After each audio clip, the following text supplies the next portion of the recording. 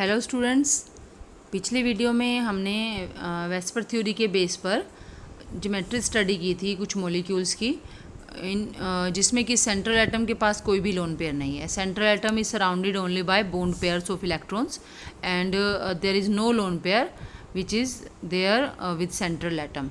लेकिन इस वीडियो में हम जो दूसरी टाइप की कैटेगरी है मॉलिक्यूल्स की, जिसमें कि जब हमने वेस्पर थ्योरी के मेन पोस्टुलेट्स किए थे तो उसमें हमने मॉलिक्यूल्स को दो कैटेगरीज में डिवाइड किया था। तो उसमें से जो फर्स्ट कैटेगरी थी जिसमें कि molecules are having central atom with no lone pair of electrons, वो हम कर चुके हैं लास्ट वीडियो में। और इस वीडियो में हम करेंगे molecules with central atom having one और मोर लोन पेयर ऑफ इलेक्ट्रॉन्स। तो उनकी हम ज्योमेट्री के बारे में समझेंगे। ज्योमेट्री हम सीखेंगे कि क्या उनकी ज्योमेट्री है और उनकी ज्योमेट्री में किस तरह के चेंजेस एक्सपेक्टेड ज्योमेट्री से देखने को मिलते हैं और उनके रीजंस क्या हैं। तो इसमें सबसे पहले हम फर्स्ट टाइप के जो हमारे मॉलिक्यूल हैं वो है Ab2E1 टाइप। ठीक है, Ab2E1 सबसे पहले आपको इसका मतलब समझना है। इसमें एक्चुअली जो मॉलिक्यूल है ना, उसका सिंपल जो जनरल फॉर्मूला है वो आपको बताया हुआ है Ab2। और E क्या है यहाँ पर? अगर E है lone pair of electron, number of lone pair of electrons. अगर E1 है तो means the central atom is having one lone pair of electron.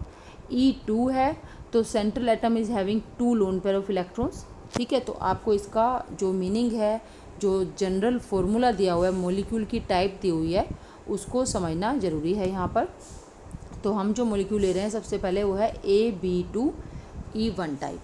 तो B2 मीन्स जो सेंट्रल एटम A है उसके साथ दो दूसरे एटम्स यानी कि B ने बॉन्ड बनाया हुआ है। तो अगर दो एटम्स ने A के साथ बॉन्ड बनाया है, सिंपल सा मतलब है कि A के पास दो बॉन्ड पेयर ऑफ इलेक्ट्रॉन्स हैं। ठीक है, तो आप देखो नंबर ऑफ बॉन्डिंग पेयर्स क्या है 2 और E1 है, इसलिए नंबर ऑफ लोन पेयर्स है 1। ठीक है, अब इसमें अरेंजमेंट ऑफ इलेक्ट्रॉन पेयर्स क्या हुई?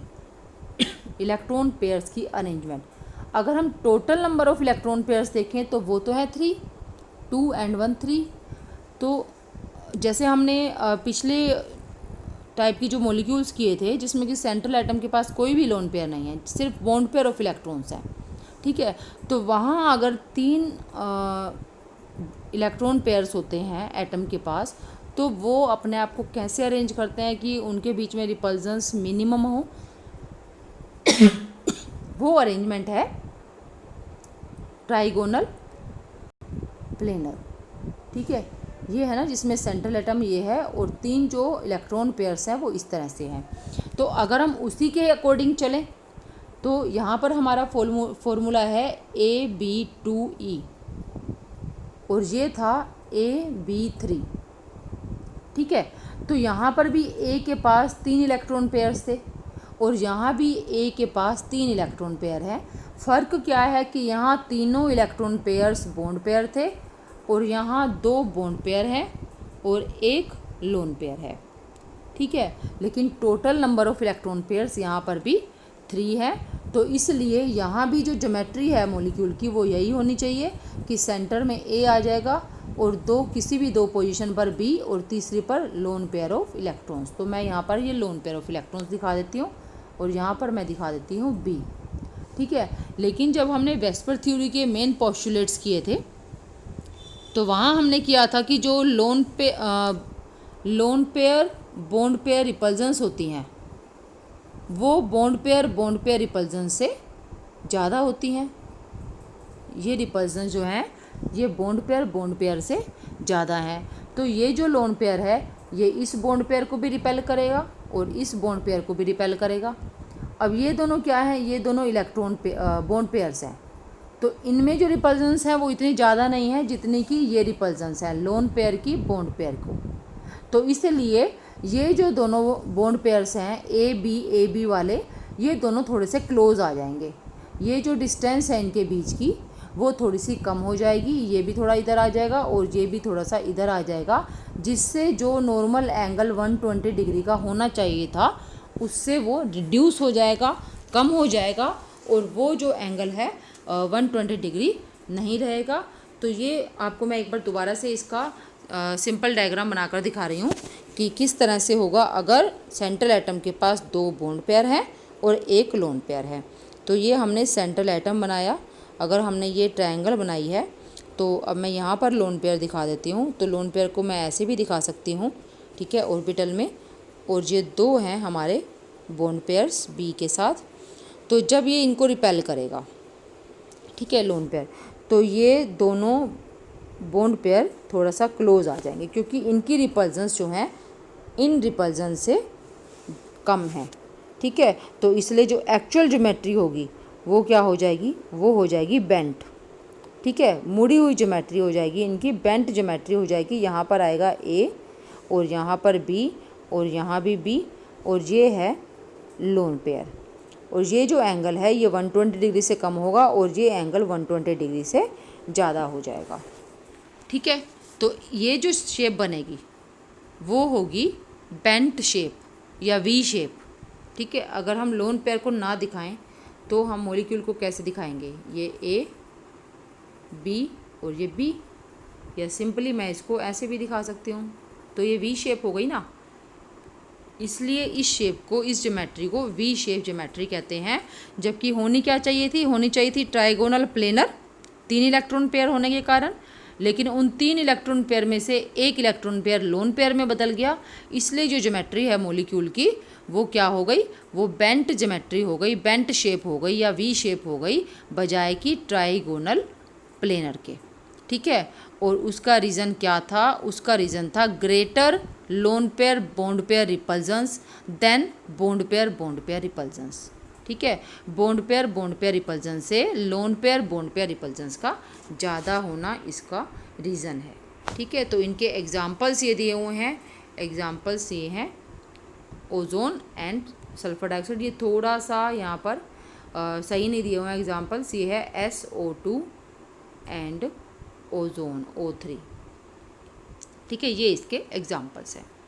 नेक्स्ट जो टाइप है वो है AB3E। तो यहाँ पर नाम से ही सजेस्ट हो रहा है। टोटल इलेक्ट्रॉन पेयर्स क्या हैं, टोटल इलेक्ट्रॉन पेयर्स हैं 4, 3 बॉन्ड पेयर्स हैं और 1 लोन पेयर है, ठीक है। आप ये देख रहे हो E1 दिया हुआ है, कुछ भी नहीं है E के साथ, मतलब 1 है, और B3 है। तो टोटल इलेक्ट्रॉन पेयर्स आर 4। अब जब टोटल इलेक्ट्रॉन पेयर्स 4 थे तो हमने कौन सी ज्योमेट्री देखी थी, हमने वो ज्योमेट्री देखी थी, वो थी टेट्राहेड्रन, ठीक है, टेट्राहेड्रन थी ना वो ज्योमेट्री। तो अब टेट्राहेड्रन की जो 4 वर्टिसेस हैं उनमें से एक वर्टेक्स पर बॉन्ड पेयर हटाकर लोन पेयर आ गया, ठीक है। वहाँ पर एक वर्टेक्स से बॉन्ड पेयर हटाकर, पहले क्या था मीथेन में, क्या था मीथेन में चारों वर्टेक्स जो टेट्राहेड्रन के 4 कॉर्नर्स थे उन चारों कॉर्नर्स पर बॉन्ड पेयर थे, ठीक है। लेकिन अब एक कॉर्नर पर बॉन्ड पेयर ना होकर लोन पेयर है। यहाँ भी बिल्कुल सेम फैक्टर आएगा कि जो लोन पेयर है वो तीनों बॉन्ड पेयर से इक्वल डिस्टेंस पर होता है। अगर हम टेट्राहेड्रन ज्योमेट्री की बात करें उसमें सभी एंगल्स 109.28 डिग्री के होते हैं। तो लोन पेयर की जो डिस्टेंस है, लोन पेयर का जो एंगल है किसी भी बॉन्ड पेयर से, वो 109.28 डिग्री का होगा। लेकिन लोन पेयर बॉन्ड पेयर को ज़्यादा रिपेल करेगा, इसलिए वो जो एंगल्स हैं, वो जो बॉन्ड पेयर्स हैं, वो बॉन्ड पेयर्स तीनों थोड़े क्लोज आ जाएंगे, जिससे कि रिपल्जेंस कम से कम हो सकें, ठीक है। और जो उनके बीच में 109.28 डिग्री का एंगल था वो अब एंगल कम हो जाएगा, वो एंगल रिड्यूस हो जाएगा। इसका एग्जाम्पल है अमोनिया। और इस ज्योमेट्री का ये जो शेप बनेगी उसका नाम क्या होगा, उसका नाम होगा ट्राइगोनल पिरामिडल। ट्राइगोनल प्लेनर नहीं, ट्राइगोनल पिरामिडल, ठीक है। ये पहले हम अमोनिया का स्ट्रक्चर इसमें समझते हैं। अमोनिया में नाइट्रोजन, ठीक है, और टेट्राहेड्रन के जो 4 वर्टिसेस हैं, एक ये, दूसरा, तीसरा और ये 4th वन है। तो इसमें मैंने यहाँ पर जो है लोन पेयर लगा दिया, इसको मैं ऐसे दिखा देती हूँ, और 3 है ये हाइड्रोजन, ठीक है।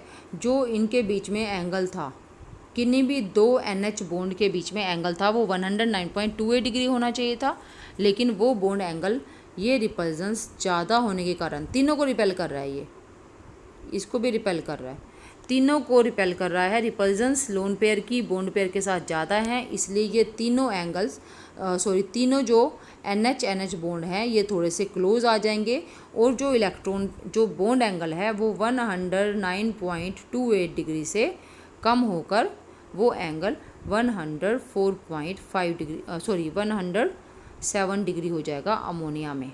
आपको ये याद रखना है, अमोनिया में जो NH NH बॉन्ड एंगल है दैट इज़ 107 डिग्री, या आप इसको लिख सकते हो HNH बॉन्ड एंगल। ठीक है, तो आप इसको ऐसे देख सकते हो ना, ये बॉन्ड एंगल, क्योंकि जब आप बॉन्ड बताते हो, एंगल बताते हो एक ट्रायंगल के अंदर, तो आप ऐसे ही बताते हो ना, HNH।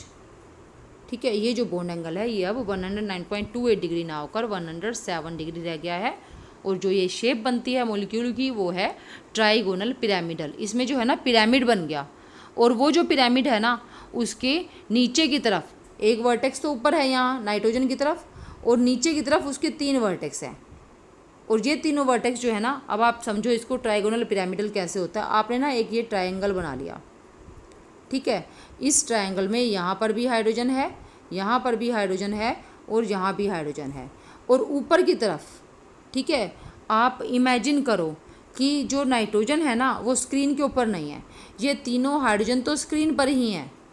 ठीक है, जहाँ मैंने ड्रॉ किए हैं स्क्रीन पर हैं आपके मोबाइल की या लैपटॉप की, और जो नाइट्रोजन है वो ऊपर की तरफ उठा हुआ है, हवा में है वो, और वो नाइट्रोजन हवा में है, तो मैं उसको कहाँ बनाऊँ, मैं उसको नहीं दिखा सकती हूँ, तो उसको मैं सिंपली इस तरह से दिखाऊंगी कि 3 ये हाइड्रोजन है,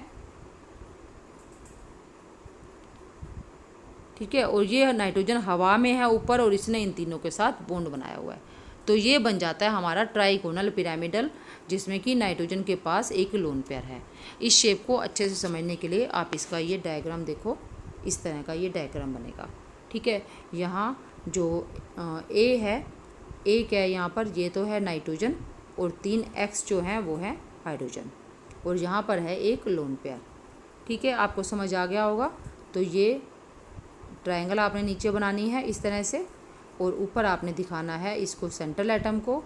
ये हमारी बन गई ट्राइगोनल पिरामिडल ज्योमेट्री। आप इसको सिंपली कैसे दिखाओगे, सिंपली आप इसको दिखाओगे नाइट्रोजन, जैसे आपने टेट्राहेड्रल दिखाया था, टेट्राहेड्रल दिखाया था ना, बिल्कुल वैसे ही दिखाना है। ये 3 आपने दिखा देने हैं, यहाँ हाइड्रोजन, जहाँ हाइड्रोजन, जहाँ हाइड्रोजन, और यहाँ पर आपने दिखाना है लोन पेयर। ठीक है, बाकी आप इनको मिलाओ या नहीं मिलाओ वो आपकी मर्जी है, इस तरह से उसकी कोई ज़रूरत नहीं है, अगर नहीं भी बनाओगे तो भी ये चल जाएगा। ठीक है, तो ये है ट्राइगोनल पिरामिडल, और ये किस टाइप के मॉलिक्यूल हैं, ये मॉलिक्यूल हैं AB3E, जिसमें कि 3 बॉन्ड पेयर्स और एक लोन पेयर है। ठीक है, तो इसके बाद हम नेक्स्ट टाइप का मॉलिक्यूल करते हैं। नेक्स्ट टाइप का मॉलिक्यूल है AB4E टाइप। ठीक है, और इसमें टोटल जो इलेक्ट्रॉन पेयर्स हैं वो हैं 5, और 5 इलेक्ट्रॉन पेयर्स की अरेंजमेंट क्या थी, 5 इलेक्ट्रॉन पेयर्स की अरेंजमेंट थी ट्राइगोनल बाई पिरामिडल। सेंटर में एक ट्रायंगल के सेंटर में सेंट्रल एटम आ जाएगा, यानी कि A आ जाएगा। ठीक है, और जो 3 उसमें जब 5 आपके पास इलेक्ट्रॉन पेयर हैं तो 3 इलेक्ट्रॉन पेयर उस ट्रायंगल की वर्टेक्स पर आ जाएंगे। ठीक है, ये ट्रायंगल की वर्टेक्स पर 3 इलेक्ट्रॉन पेयर हो गए।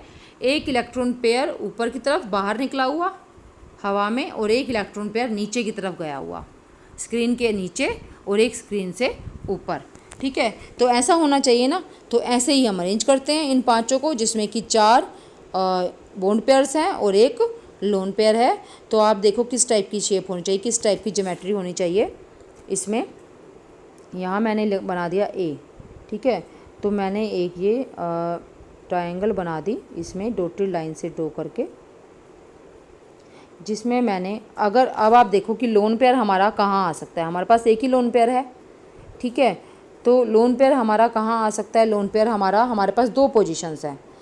एक तो है हमारे पास इक्वेटोरियल, ये जो 3 पोजीशंस हैं ये तीनों इक्वेटोरियल है ना, और एक हमारे पास जो पोजीशन है एक टाइप वो है एक्सियल। तो हमारा लोन पेयर यहाँ भी आ सकता है किसी भी एक्सियल पर, चाहे यहाँ पर चाहे यहाँ पर, किसी एक पर आएगा क्योंकि एक ही लोन पेयर है। या हमारा लोन पेयर जो है वो किसी इक्वेटोरियल पोजीशन पर भी आ सकता है।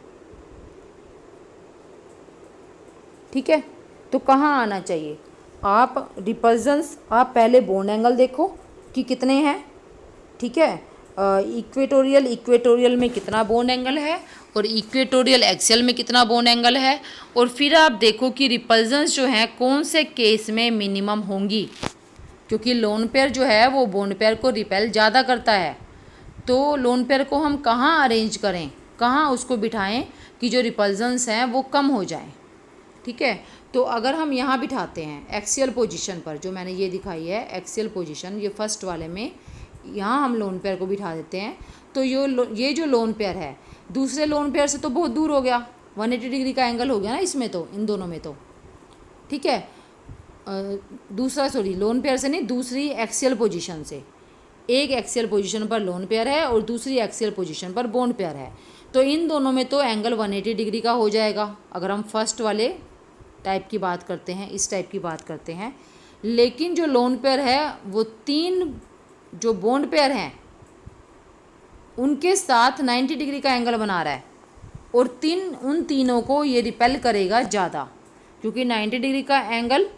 ठीक है, आप अभी सिर्फ इसको सोच लो, एक बार इमेजिन कर लो सिर्फ कि ये आ गया हमारा लोन पेयर और इसमें दूसरा ये बॉन्ड पेयर, और 3 जो पोजीशन है ट्रायंगल की उसमें ये 3 बॉन्ड पेयर आ गए। ठीक है, अगर ये लोन पेयर इस पोजीशन पर है एक्सियल पोजीशन पर, तो ये लोन पेयर जो 3 बॉन्ड पेयर हैं उनको रिपेल करेगा, 90 डिग्री के एंगल पर हैं वो सभी इससे। ठीक है, लेकिन अगर मैं बात करूं दूसरे वाले पॉसिबिलिटी की, जिसमें कि लोन पेयर जो है वो किसी भी एक इक्वेटोरियल पोजीशन पर है और जो एक्सियल पोजीशन है वहाँ पर दोनों बॉन्ड पेयर्स हैं। अब यहाँ पर लोन पेयर और बॉन्ड पेयर में कितनी रिपल्जन होगी, आप ये देखो, यहाँ पर ये रिपल्जन्स कितनी हैं, यहाँ पर ये रिपल्जन्स हैं टोटल 3, और यहाँ पर जो रिपल्जन्स हैं ये तो हो, इनके बीच में जो एंगल है ना वो तो हो गया 120 डिग्री का। हम सिर्फ 90 डिग्री वाली देख रहे हैं। 90 डिग्री वाली रिपल्जन एक तो ये होगी और एक होगी ये। ठीक है, तो यहाँ पर जो lone pair bond pair repulsions 90 degree वाली हैं वो कितनी हैं, वो हैं सिर्फ 2। तो कौन सी स्टेबल रहेगी पोजीशन, कौन सी अरेंजमेंट स्टेबल रहेगी, कौन सी ज्योमेट्री स्टेबल रहेगी? ज्योमेट्री ये वाली स्टेबल रहेगी।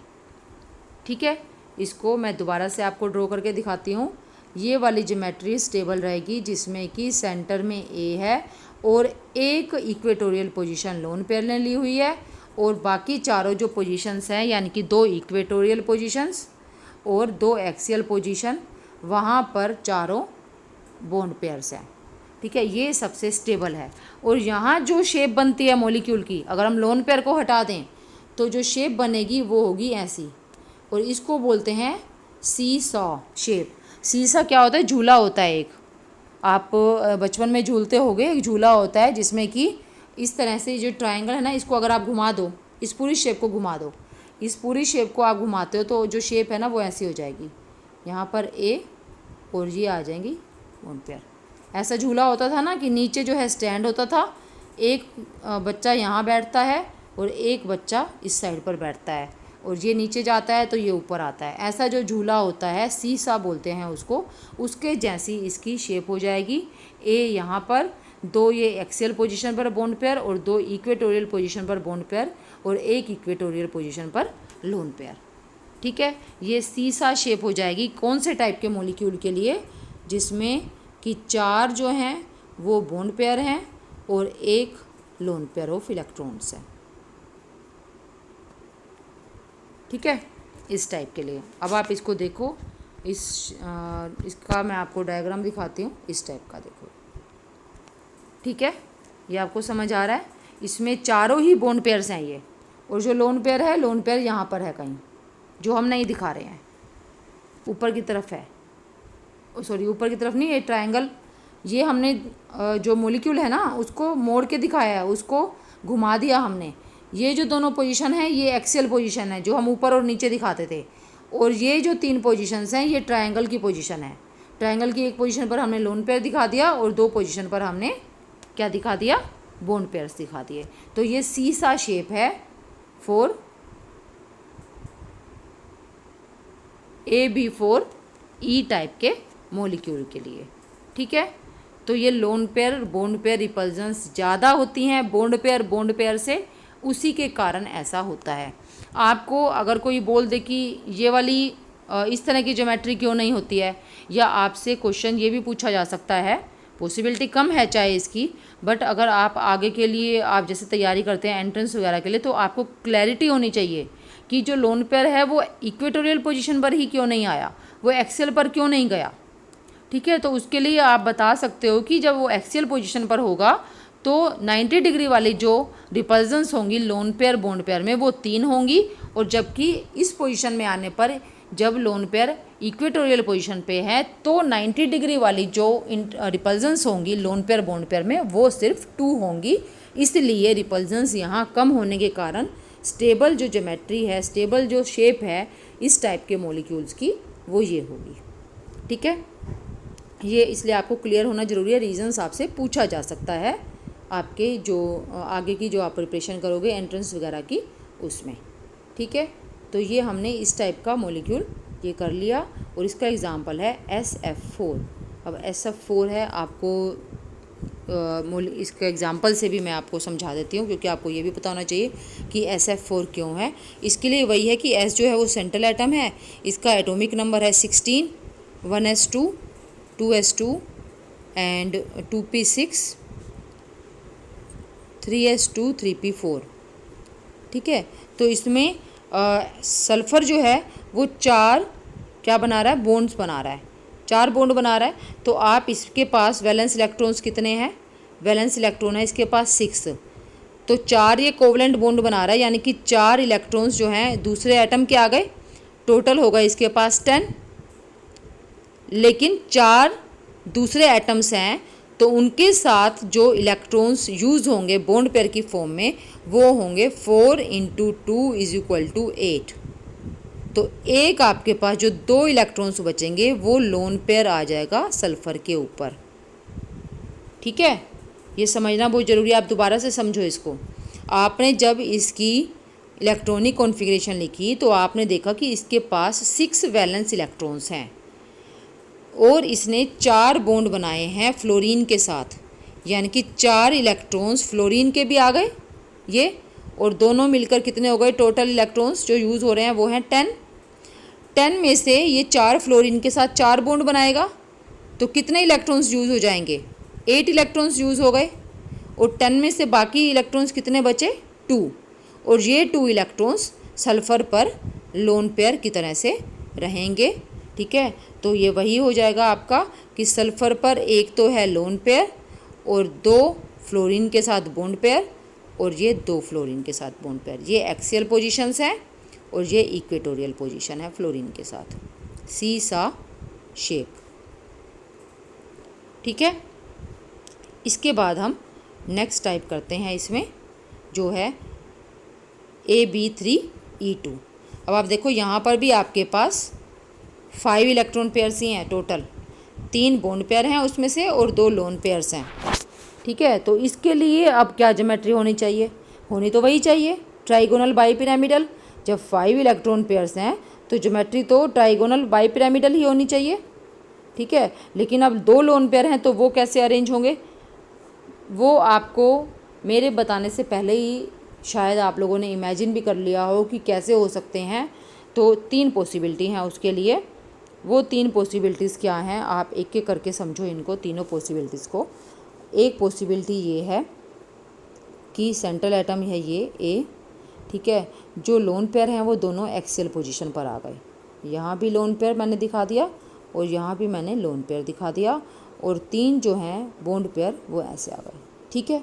AB3E2 टाइप का मॉलिक्यूल है हमारा। तो एक तो पॉसिबिलिटी इसमें ये है। दूसरी पॉसिबिलिटी है कि दोनों ही लोन पेयर 2 इक्वेटोरियल पोजीशन पर आ जाएं, ठीक है। एक लोन पेयर ये, एक लोन पेयर ये, और 2 एक्सियल पोजीशन पर बॉन्ड पेयर और एक एक्सियल पोजीशन पर बॉन्ड पेयर, ठीक है।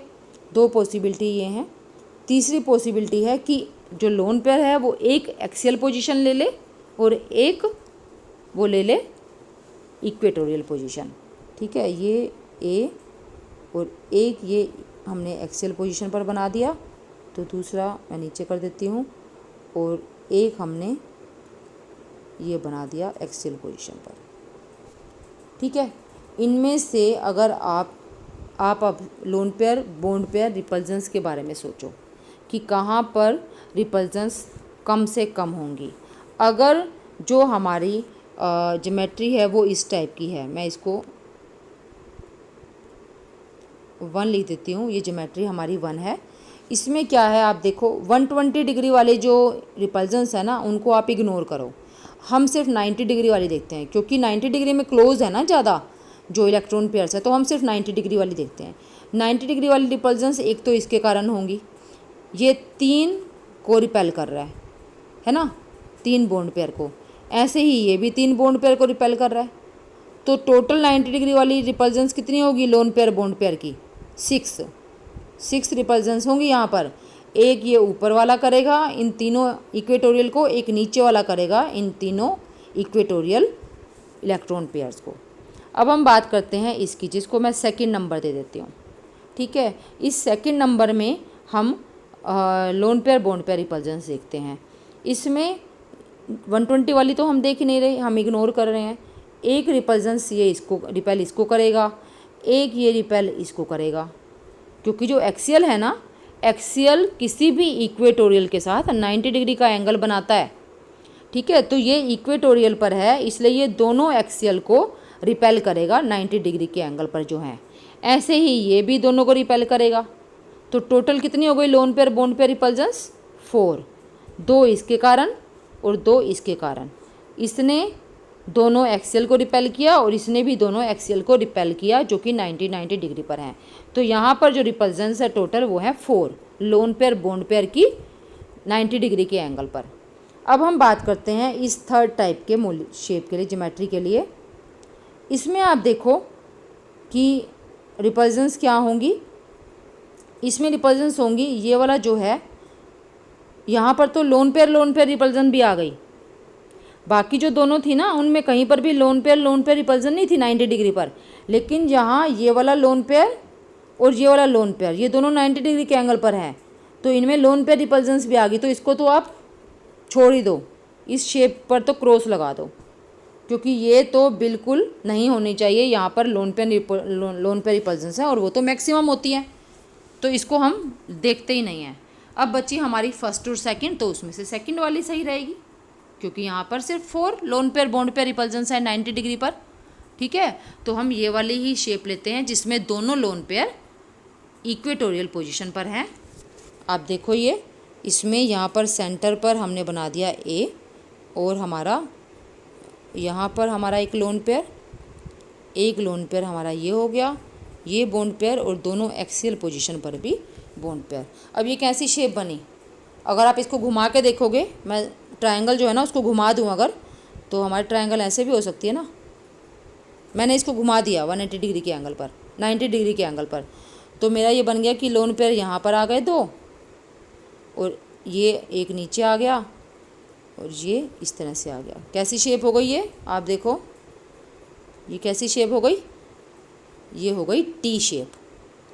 तो ये टी शेप का मॉलिक्यूल बनता है। ठीक है, ये मॉलिक्यूल किस शेप का बन रहा है? ये मॉलिक्यूल बन रहा है टी शेप का। और ये किस टाइप का मॉलिक्यूल है? ये है AB3E2। ठीक है, आपको ये नहीं याद रखना कि इस टाइप के मॉलिक्यूल में कैसी शेप होगी या AB3E वाले में कैसी शेप होगी।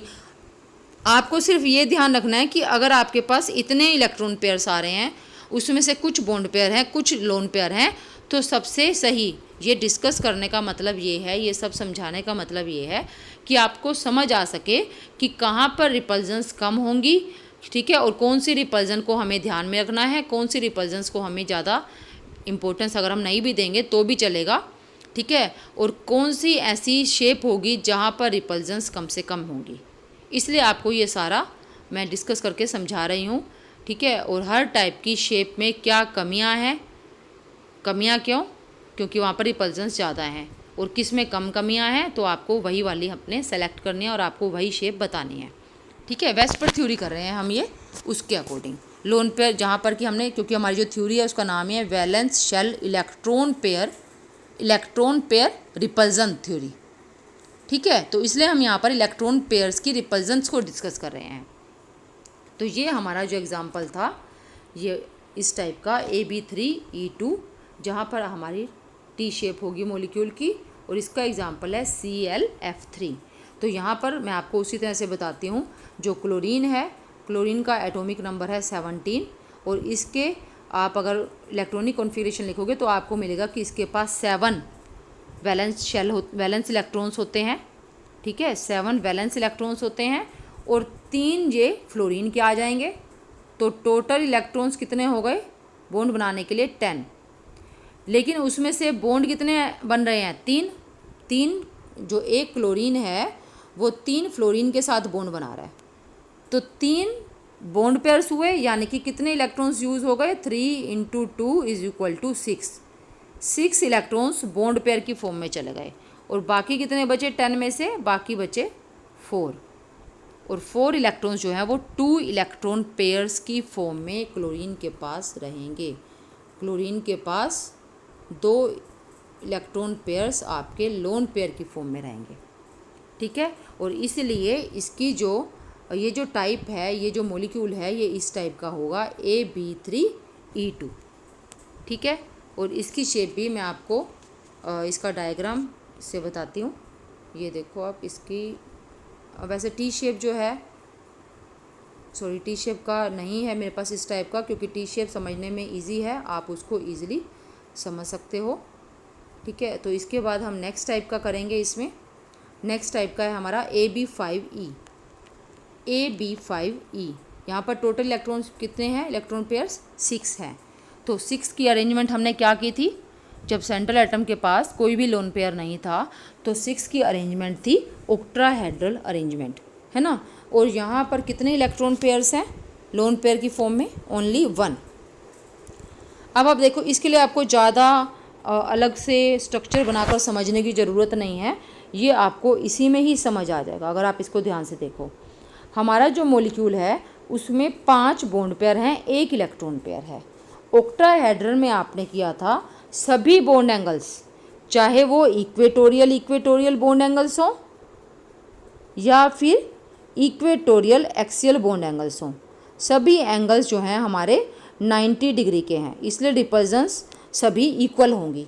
आप कहीं पर भी इलेक्ट्रॉन लोन पेयर को लगा दो, चाहे आप लोन पेयर को इस पोजीशन पर लगा दो एक्सियल पर, ये दोनों एक्सियल है ना, ये और ये, चाहे आप एक्सियल पर लगा दो, चाहे आप जो लोन पेयर है उसको किसी भी इक्वेटोरियल पोजीशन पर लगा दो। जैसे मैंने यहाँ लगा दिया, ठीक है, यहाँ मैंने लिख दिया B, ये A, ये B, ये भी B और ये भी दोनों B। ठीक है, तो आप चाहे इसको ऐसे लगा दो, कहीं पर भी लगा दो आप, लेकिन जो एक सिस्टमेटिक जो लगेगा वो ये लगेगा। सिस्टमेटिक क्यों लग रहा है? सिमेट्रिकल लग रहा है ना ये, और हम तो स्टार्टिंग से ही पढ़ते आ रहे हैं कि symmetry leads to stability. Symmetrical जो भी चीज़ें होती हैं वो देखने में काफ़ी अच्छी लगती हैं, इसलिए सिमेट्री को ही प्रेफर किया जाता है। जब भी मॉलिक्यूल्स बनते हैं ना, उनकी अरेंजमेंट, उसमें जो इलेक्ट्रॉन पेयर्स की अरेंजमेंट, सिमेट्री को भी ध्यान में रखा जाता है वहाँ पर। मतलब हम नहीं बनाते हैं मॉलिक्यूल को, हम उनकी शेप नहीं देते हैं, हम उसमें अरेंजमेंट नहीं करते हैं। मॉलिक्यूल में इलेक्ट्रॉन पेयर्स की अरेंजमेंट, एटम्स की अरेंजमेंट अपने आप से होती है। ठीक है, तो वहाँ पर भी जब अरेंजमेंट होती है तो सिमेट्री फॉलो की जाती है। अगर आप ये वाली अरेंजमेंट लेते हो जहाँ पर कि जो लोन पेयर है वो इक्वेटोरियल पोजीशन में आ गया, तो आप देखो कि 3 जो इलेक्ट्रॉन पेयर्स हैं इक्वेटोरियल पोजीशन में, वो तो हैं कैसे, जो 4 कॉर्नर्स पर आ रहे हैं स्क्वायर के, उनमें से एक अलग हो गया। स्क्वायर के कॉर्नर पर जो 4 इलेक्ट्रॉन पेयर्स आते हैं उनमें से एक लोन पेयर हो गया। लेकिन अगर हम लोन पेयर को एक्सियल पोजीशन पर रख दें तो एक्सियल पोजीशन तो या तो जाएगी बिल्कुल ऊपर या जाएगी नीचे। ठीक है, तो वो सिमेट्रिकल लगेगा देखने में। इसलिए जो अरेंजमेंट है वो इस टाइप की अरेंजमेंट रहेगी जिसमें कि चारों इक्वेटोरियल पोजीशन जो हैं वो बॉन्ड पेयर ले लेंगे, और एक एक्सियल पोजीशन पर बॉन्ड पेयर और दूसरी एक्सियल पोजीशन पर लोन पेयर आ जाएगा। और इस तरह का हमें ज्योमेट्री मिलेगी मॉलिक्यूल की, और इसे बोलते हैं स्क्वायर पिरामिडल, क्योंकि ये बन गया हमारा स्क्वायर, ठीक है, और ये पिरामिड बन गया। अब इसमें ज़रूरी नहीं है कि आप लोन पेयर को नीचे वाली एक्सियल पोजीशन पर दिखाओ, आप ऊपर वाली पर भी दिखा सकते हो, ठीक है, उसमें कोई फ़र्क नहीं है इसमें। तो ये स्क्वायर पिरामिडल बन जाएगा, ठीक है। और इसका एग्जांपल हमें दिया हुआ है BrF3 ब्रोमीन पेंटाफ्लोराइड। तो यहाँ भी हम बिल्कुल सेम जैसे मैंने आपको ClF3 का बताया है, सल्फ़र टेट्राफ्लोराइड का बताया है, बिल्कुल उसी तरह से आपने फाइंड करना है कि ब्रोमीन के पास कितने लोन पेयर होंगे, ठीक है। ब्रोमीन का बिल्कुल सेम क्लोरीन की तरह से ही होता है। तो जैसे क्लोरीन में 7 वैलेंस इलेक्ट्रॉन्स होते हैं, ब्रोमीन में भी 7 इलेक्ट्रॉन्स होंगे, 5 इलेक्ट्रॉन्स आ जाएंगे फ्लोरीन के, टोटल हो गए 12 इलेक्ट्रॉन्स। उसमें से 5 बॉन्ड्स बन जाएंगे फ्लोरीन के साथ, यानी कि 5 × 2 10 इलेक्ट्रॉन्स तो निकल गए बॉन्ड पेयर की फॉर्म में, और कितने बचे 2, यानी कि सिर्फ एक लोन पेयर होगा ब्रोमीन के पास, ठीक है। और इसलिए इसकी जो टाइप होगी इस मॉलिक्यूल की, ये है AB5 एंड E, ठीक है। तो E कहीं भी नहीं लिखा हुआ आएगा आपके पास। अगर आपको बताया जाता है कि आपको इस मॉलिक्यूल की आपको फॉर्मूला दिया जाता है, तो फॉर्मूला आपको ऐसे दिया जाएगा, E नहीं लिखा होगा उसमें। E आपको अपने आप निकालना है कि कितने इलेक्ट्रॉन पेयर हैं, लोन पेयर हैं, जैसे मैंने ये बताया आपको, ठीक है। इसके बाद हम करते हैं नेक्स्ट टाइप का, और वो है AB4E2। AB4E2 यहाँ पर भी 6 इलेक्ट्रॉन पेयर्स हैं टोटल। अब यहाँ पर भी बिल्कुल सेम चीज़ आएगी, ऑक्टाहेड्रन होगी ज्योमेट्री। उसमें से आपके पास ऑक्टाहेड्रल में 2 पोजीशन है, इक्वेटोरियल पोजीशन है आपके पास, ठीक है, ये इक्वेटोरियल पोजीशन है, और आपके पास एक्सियल पोजीशन है। आप लोन पेयर को कहाँ लगाना चाहते हो, या तो दोनों एक्सियल पोजीशन पर लगा दें या दोनों इक्वेटोरियल पर लगा दें, ठीक है। दोनों एक्सियल पर लगाएंगे तो एक सिस्टम सा रहेगा, एक ऊपर और एक नीचे लोन पेयर, और चारों जो स्क्वायर के 4 कॉर्नर्स पर ये चारों बॉन्ड पेयर्स आ जाएंगे। तो ये जो ज्योमेट्री बनेगी वो सिंपल स्क्वायर ज्योमेट्री होगी, स्क्वायर प्लेनर, ठीक है। एक ही प्लेन में चारों इलेक्ट्रॉन पेयर जो हैं बॉन्ड पेयर की फॉर्म में, चारों बॉन्ड पेयर एक ही तल पे आ जाएंगे, एक ही मतलब वो एक ही तल पर होंगे, एक ही प्लेन में होंगे, ठीक है। और जो दोनों लोन पेयर हैं, एक होगा उस प्लेन से ऊपर और एक होगा उस प्लेन से नीचे। तो ये ज्योमेट्री होगी इस मॉलिक्यूल की स्क्वायर प्लेनर, और इसका एग्जांपल है ज़ीनोन टेट्राफ्लोराइड, ठीक है। तो ज़ीनोन तो एक नोबल गैस है, और नोबल गैस के वैलेंस इलेक्ट्रॉन्स कितने होते हैं 8, इसमें 4 इसमें फ्लोरीन के आ गए इलेक्ट्रॉन्स, और टोटल इलेक्ट्रॉन्स कितने हो गए 12। इसमें से 4 × 2 इलेक्ट्रॉन्स यूज़ हो गए बॉन्ड बनाने में 4 फ्लोरीन के साथ, और कितने बचे यहाँ पर 4 इलेक्ट्रॉन्स बचे, और 4 इलेक्ट्रॉन्स जो हैं वो 2 लोन पेयर की फॉर्म में ज़ीनोन के पास आ जाएंगे, ठीक है। इसलिए हमारी स्क्वायर प्लेनर ज्योमेट्री मिलेगी हमें यहाँ पर, ठीक है। तो ये इस टाइप का स्क्वायर प्लेनर तो बहुत ही सिंपल है। तो इसकी भी अगर आप शेप देखना चाहो तो वो ऐसी होगी, सिंपल है ये, बिल्कुल इस टाइप की शेप होगी। और जो 2 लोन पेयर हैं वो एक ऊपर आएगा और एक इससे नीचे की तरफ आएगा, ठीक है। तो ये है इसमें। इसके बाद जो हमारा थोड़ा सा ये हमारे NCERT की बुक में ये एक्सप्लेनेशन दी हुई है, जो मैंने आपको साथ साथ करवा दी है कि रीज़न क्या है, जो भी शेप मॉलिक्यूल एक्वायर करता है, ठीक है, उसके क्या रीज़न है। AB2E में इसमें जो है ना, ये वाला जो एग्जांपल है इन्होंने SO2 यहाँ पर AB2 दिखाया है। वैसे तो B का मतलब है यहाँ पर एटम, ठीक है। एटम तो 2 हैं, O 2 एटम हैं, लेकिन ये डबल बॉन्ड बना रहे हैं सल्फ़र के साथ, इसलिए टोटल बॉन्डिंग पेयर हो गए 4, और एक है लोन पेयर, ठीक है। तो इसकी शेप होगी बेंट, ठीक है। और रीज़न क्या है, रीज़न वही है कि लोन पेयर जो है वो बॉन्ड पेयर को रिपेल करेगा, और रिपल्जेंस के कारण ये 120 डिग्री से ये जो एंगल है ये कम हो जाएगा, ठीक है। इसके बाद जो नेक्स्ट है, ये अमोनिया का भी मैं आपको करवा चुकी हूँ, ठीक है। और वाटर का है। वाटर में क्या है, इसका वाटर का मैं आपको समझा देती हूँ। और SF4 का भी मैंने आपको तीनों ही, ये आप देखो 3 इसमें पॉसिबल ज्योमेट्री बताई हुई हैं। एक ये कि जो लोन पेयर है वो दो पॉसिबिलिटीज़ हैं लोन पेयर। एक में तो एक्सियल पोजीशन पर आ रहा है, एक में इक्वेटोरियल पर आ रहा है। तो मैंने आपको बताया था कि अगर वो एक्सियल पोजीशन पर है तो जो लोन पेयर बॉन्ड पेयर रिपल्जेंस है वो होंगी 3, और अगर वो एक्सियल पोजीशन पर है तो लोन पेयर बॉन्ड पेयर रिपल्जेंस होगी 2।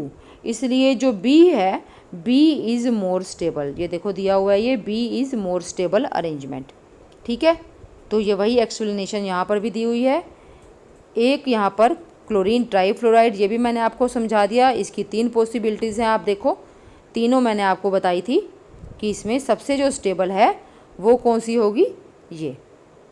ठीक है, टी शेप बनेगी जिसमें।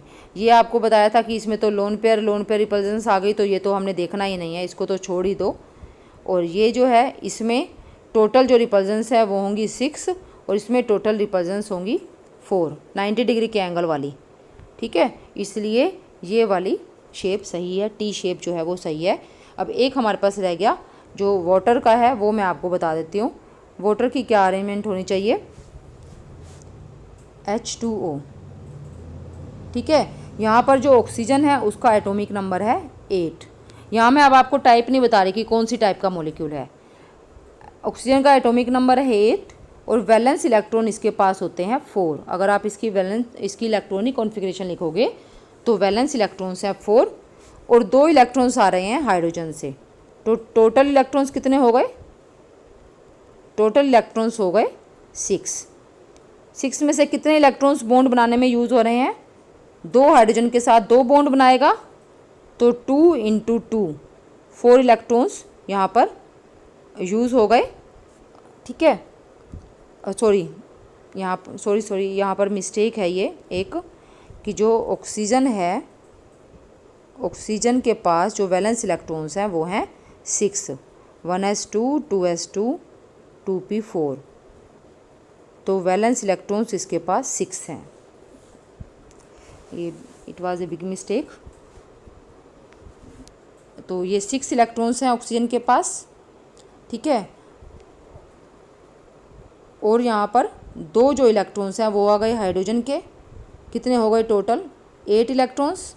8 इलेक्ट्रॉन्स में से 2 हाइड्रोजन के साथ बॉन्ड बनाने के लिए 2 × 2 4 इलेक्ट्रॉन्स यूज़ हो गए, और कितने बच गए, 4 इलेक्ट्रॉन्स। और ये 4 इलेक्ट्रॉन्स 2 लोन पेयर के रूप में ऑक्सीजन के पास रहेंगे। ठीक है, तो ये किस तरह से फिर इसकी शेप बनेगी। अब टोटल इलेक्ट्रॉन्स पेयर्स, तो टोटल जो इलेक्ट्रॉन्स थे वो थे 8 इलेक्ट्रॉन थे। तो 8 इलेक्ट्रॉन का मतलब है 4 इलेक्ट्रॉन पेयर, 4 इलेक्ट्रॉन पेयर। ठीक है, और 4 इलेक्ट्रॉन पेयर्स हैं तो ज्योमेट्री होती है टेट्राहेड्रन, ये जिसमें कि सेंटर में ऑक्सीजन आएगा। लेकिन यहाँ पर टेट्राहेड्रन, ये चारों टेट्राहेड्रन की चारों पोजीशन बिल्कुल सेम होती हैं, जैसे इक्वेटोरियल एक्सियल वाला कोई डिफरेंस नहीं है। इसलिए किसी भी 2 पोजीशन पर आप दोनों पर इलेक्ट्रॉन पेयर लगा दो in form of lone pair. ठीक है, और बाकी 2 पर आ गया हाइड्रोजन। अब यहाँ पर आप देखो कि लोन पेयर रिपल्जेंस भी हैं। ये दोनों लोन पेयर एक दूसरे को रिपेल करेंगे, क्योंकि इनके बीच में नॉर्मल कंडीशन अगर होती तो इनका एंगल था 109.28 डिग्री। लेकिन ये एक दूसरे को काफ़ी ज़्यादा रिपेल करते हैं। लोन पेयर रिपल्सन सबसे ज़्यादा होती हैं। उसके बाद फिर ये इन बॉन्ड पेयर को भी रिपेल करेंगे, वो भी ज़्यादा होती हैं। जबकि ये जो रिपल्जेंस हैं ऑक्सीजन हाइड्रोजन बॉन्ड्स में, ये बॉन्ड पेयर रिपल्जेंस हैं जो सबसे कम होती हैं। इसलिए ये लोन पेयर जो हैं ये इस तरफ पुश करेंगे, दोनों हाइड्रोजन को नज़दीक लेकर आएंगे, और दोनों हाइड्रोजन थोड़ी सी क्लोज आ जाते हैं, जिससे जो मॉलिक्यूल है उसकी शेप हो जाती है बेंट। 2 लोन पेयर हमने यहाँ दिखा देने हैं, एक लोन पेयर ये और एक लोन पेयर ये, और ये दोनों आ गए हाइड्रोजन। तो अमोनिया जो था, अमोनिया में 1 लोन पेयर था और 3 बॉन्ड पेयर थे। लोन पेयर ने जब उनको रिपेल किया तो एंगल जो है 109.28 डिग्री से 107 डिग्री रह गया।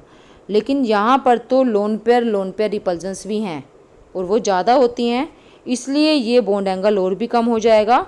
ये बॉन्ड एंगल हो जाएगा 104.5 डिग्री। ठीक है। और इस शेप को हम, जैसा हमने सल्फर डाइऑक्साइड में कहा, ओजोन के लिए कहा, बेंट शेप है ये या फिर वी शेप है। ठीक है, बेंट मतलब मुड़ा हुआ, तो ये इसकी शेप है।